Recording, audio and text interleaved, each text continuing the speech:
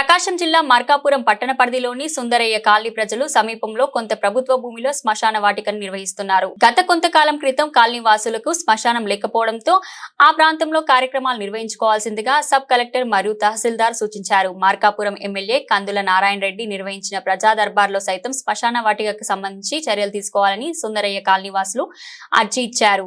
ఎమ్మెల్యేకు అర్జీ ఇచ్చిన కొంత సమయంలోనే శ్మశాన వాటికను ఆక్రమణదారులు చదును చేస్తున్న తరుణంలో కాలనీ వాసులు గుర్తించి వెంటనే ప్రజా సంఘాల ఆధ్వర్యంలో జాతీయ రహదారిపై బైఠాయించి నిరసన తెలిపారు.